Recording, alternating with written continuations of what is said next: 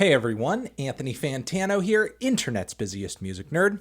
Hope you are doing well. And it is time for a weekly track roundup where I go over what I felt were the best and the worst songs of the week. You know what it is, you know how it goes, you know what happens in these segments, so you know it's already coming. First, I want to give a shout out to our sponsor, the good people over at The Ridge. They make these nifty metal-plated wallets that fit nicely in your front pocket. Replace your disgusting, bulky leather wallet today. Why do I shout them out? Why do I do this, you ask? Because I'm the number one minimalist wallet salesman in the world, and I gotta hold it down. I gotta hold my title down. I got a lot of titles I'm holding down right now. Internet's busiest music nerd, number one minimalist wallet salesman, best teeth in the game, and I'm keeping it all balanced. I'm juggling all of these titles, and I'm doing it successfully. Support me in that goal. Hit up that link down there below. Get 10% off your order with promo code MELON. Also down there are our Amazon and Turntable Lab associate links. Treat yourselves. And finally, I have some live dates coming up in August. Okay, 23rd, 24th, 25th in Massachusetts, in New York, in Hamden, Connecticut. Be there. We have a good time. Calciucesta, music, memes. We do a live Let's Argue. It's great fun. Okay? It's great fun. All right. Worst tracks of the week. Worst tracks of the week. Got a handful of them this week, everyone. And remember, every track that I talk about in this series is linked down below in the description box, along with all the other stuff I just mentioned. So if you're curious about any of these tracks, you can find them down there. All right, first we have Darren, Criss, and Steve Aoki teaming up for a cover, a remix, an EDM revision of the Dave Matthews Band song Crash Into Me. And yeah, it's exactly how you would never want to ever hear this song. I never wanted to hear it reimagined in this way, and yet it's here. So thank you, Steve Aoki, for that. Moving on from there, Ed Sheeran and Travis Scott, Antisocial. This is such an unholy alliance. God. Ed Sheeran's just very bland approach to pop music and singer-songwriter music fused with like some electro and Travis Scott's trademark brand of psychedelic trap. That's no, I don't want it. I don't want it all together. I really don't. I don't think it comes together that well. I think the beat is kind of well produced, but Ed and Travis vocally just do not complement each other all that well. There is little to no chemistry on this track. Can't say I enjoy it, my guy. Next up, we have Common, legendary Chicago MC, with a brand new track named Hercules. He came out with a song not too long ago, which was an amazing update to his classic track, I Used to Love Her. And I love the original song, loved the update, thought he had a lot of poignant things to say in the track. However, on this other song over here, where I feel like he's trying to be as poignant or poignant in a different way, with a somewhat overproduced instrumental, he is really just kind of losing the narrative a little bit. And I feel like it just comes off very preachy, comes off very out of touch. And there are some really weird flow change-ups and vocalizations throughout the track that I thought were kind of worth an eye roll. I don't know, just generally felt very awkward to me. Didn't really get into it at all. And Billie Eilish has come out with a remix of her very popular song Bad Guy. And the revised version here features none other than Justin Bieber. It is pretty much the song that you know, with some weird ad-libs on the end, a Justin Bieber feature. And yeah, it serves no purpose whatsoever, doesn't really improve or enhance the song. I get that Billie Eilish, for her, things might be coming a little full circle on this, because coming into this, she was most likely a big Justin Bieber fan, as she's clearly trying to signal to us with the cover art of this remix. But I don't know, just as an outside listener, with no real emotional or personal investment in what Billie is doing or what Justin's doing, I just thought it came together in a really unflattering way. So, yeah. All right, let's move on to the tracks that I thought were kind of meh. Wasn't really crazy about them, but still thought they were worth shouting out. You guys might dig them a lot more than me. Let's see. First, we have Malaysian pop star Yuna out with a brand new track featuring none other than Tyler, the Creator. I thought it was okay. If you like your pop to be a little lo-fi and dreamy and somewhat dusty, then I think you will like this new track that her and Tyler have together, Castaway. I thought the vocals and the instrumental were kind of bland, but Tyler's feature wasn't bad. If you like a lot of what Tyler was doing on Flower Boy, but you maybe instrumentally would like something with a bit, I don't know, lighter of a touch, then I think you'll get into this quite a bit. Moving on from there, we also have a brand new track over here from The Body, and they are collaborating with the group Uniform. Of course, it's all happening through Sacred Bones Records, and this track is noisy and abrasive as hell. Uniform's weird, gothed out synth punk aesthetics combine somewhat well with The Body's sludgy, distorted noise, the shouty vocals that are just really kind of The Body's trademark at this point. Yeah, it's certainly hell. It sounds like hell, you know, in a good way, but also in a way where maybe I'm scared off of kind of revisiting it for whatever reason.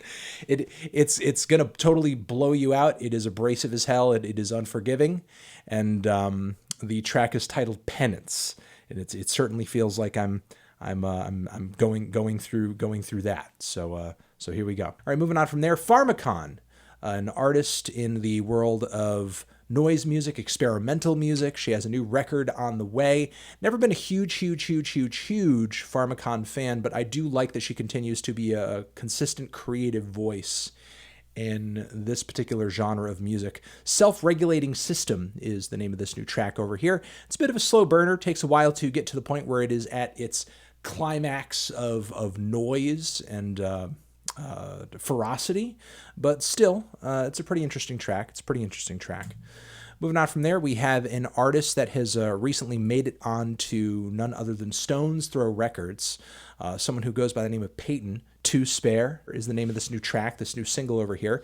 It's pretty much a sweet little low-key R&B song with some weird qualities coming out of the instrumental, which is very groovy, some quirky qualities coming out of the vocals. I can't say it's, you know, one of the best tunes I've ever heard this year, but it certainly seems like she has more going on than some of the more atmospheric and cookie-cutter alt R&B artists going on, you know, or rather sort of making the rounds right now. So, you know, throw some attention on this. You might like it a lot more than me. All right, also Opeth. Yes, Opeth, the legendary progressive and death metal band Opeth. They are back, Heart and Hand, brand new song. And I dug the instrumental on this one quite a bit. Felt a lot more badass than anything that the band has been developing on their past couple of records. The guitar leads are pretty wild, and the band plays in a very tight fashion from beginning to end on this one, switching from one phase to the next in a really impressive way. Can't say I was super crazy about the vocals, as I never usually am on an Opeth record. Admittedly, I'm not like the biggest Opeth guy, but I don't know. I have seen some fans a little disappointed in the very bland progressive rock the group has been engaging in on their past few records or so. And I can at least say that what they're delivering here, in comparison with that stuff, it does have a bit more teeth. It has more teeth to it. So I can at least say that. I think fans will be a bit more excited by what Opeth is offering on this one. Moving on from there, Hval has a brand new record on the way, brand new track. Experimental music artist that I've been kind of enjoying her stuff on and off for a little while now. She came out with a pretty solid EP last year. Ashes to Ashes is the name of this new track over here. It's got a driving electronic beat, somewhat impressionistic vocal leads. There are some great parts on the song, though I do wish it had a stronger sense of direction, that it wasn't as abstract structurally, but still I think she brings together a kind of strange, beautiful, mystical vibe on this one that I like quite a bit. Moving on from there, we have 100 Shooters from Future, featuring Meek Mill and Doughboy. Yeah, it's kind of your standard Future track. Future vocally and lyrically is just kind of doing what he usually does. Nothing too Crazy, nothing really to write home about. I will say the Meek Mill feature does pick the track up quite a bit, and the instrumental is kind of wild. Like the main theme melody of the track is actually really cool. So if this track does have two good things going for it, it's definitely those things. All right, and we also have Bon Iver over here, who's dropped a couple of tracks this past week.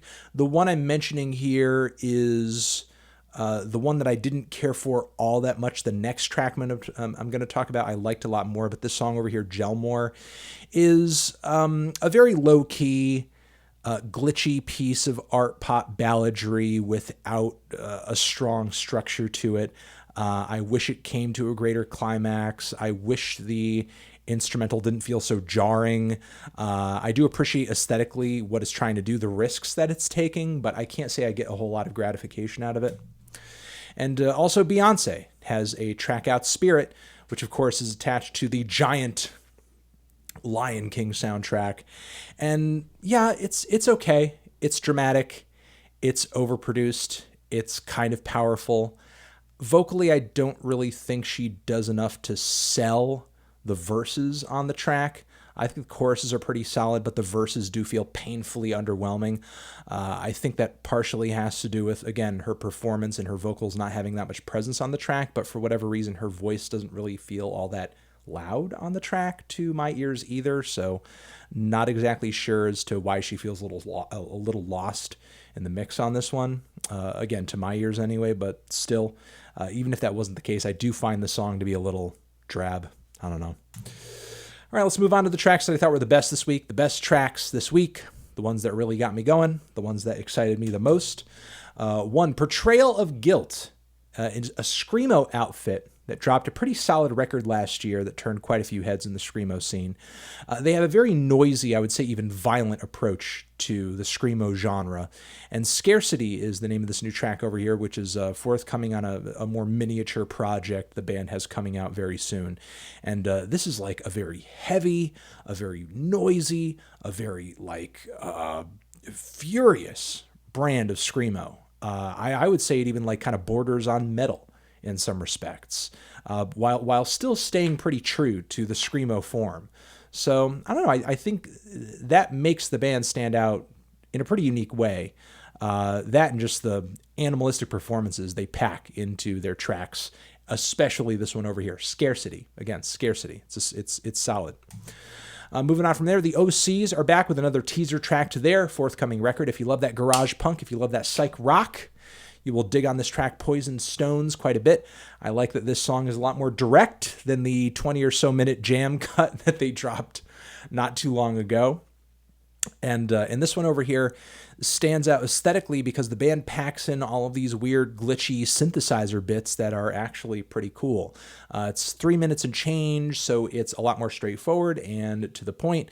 Again, very sweet, very enjoyable. Had a fun time with it. Good track.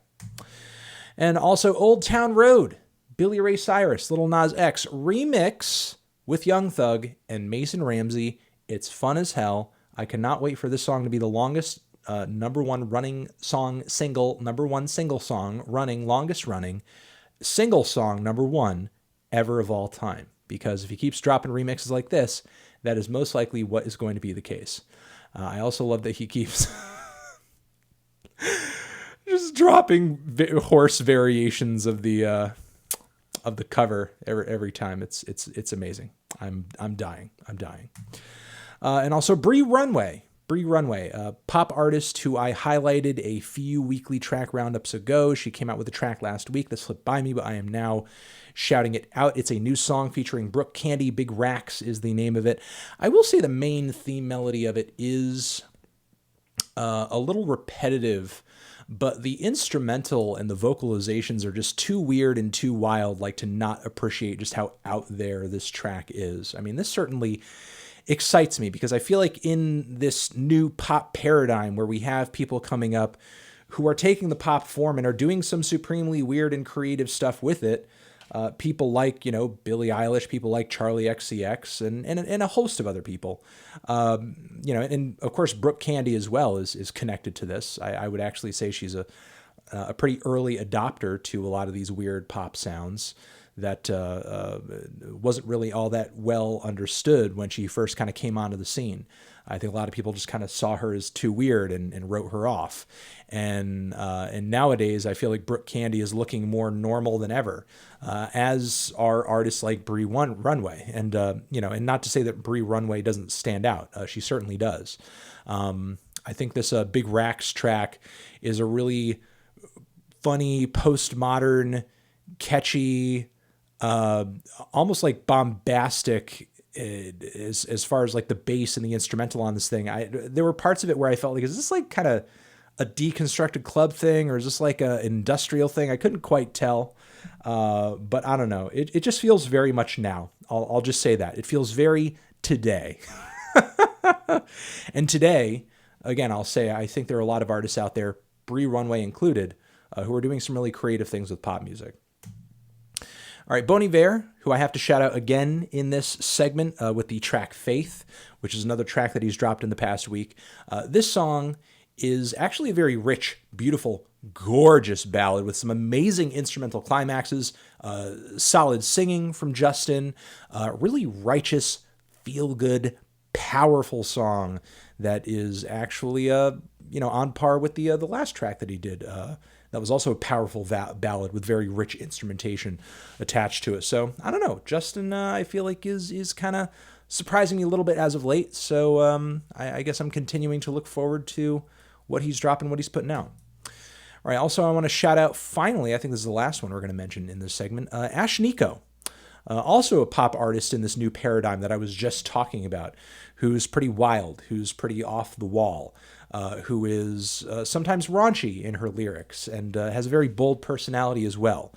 I would say that, there are elements of her style and her sound that very obviously are influenced by people like Lorde, I would say, but not in a bad way or anything like that. This new track over here, I think topically is pretty funny. It's sort of, and I think the story of the song is embodied in the music video as well, where she can't sort of swear off this really toxic or bad relationship or this addiction she has to this person who it's either over with or it's not really working out with this person. And she essentially needs to beat herself up or yell at herself or convince herself or really even like kidnap herself to put her in a position where she's like, preventing herself from making that bad decision, from going back to that person. And I think that's, it's a pretty entertaining song idea and video. Obviously, there are a lot of tracks about that moment of weakness where, we can't say no to that person who we know that we should be avoiding. But the way that she sort of portrays it as like an intervention in a way I thought was pretty funny and pretty entertaining. So Ashnikko, Hi, It's Me, the name of this track. Enjoyed it quite a bit. And that has been the weekly track roundup, everybody. That has been the weekly track roundup. I hope you got some good recommendations out of this video. They are all linked. All the songs are linked down below. Again, once more, along with a ticket link to the dates that we have coming up very soon in Massachusetts, New York, and Connecticut. And also a shout out once more to the good people over at The Ridge. Help keep us the number one minimalist wallet sales channel, people, melons on the planet, using that link and promo code MELON. You guys are the best. Anthony Fantano, weekly track roundup, forever.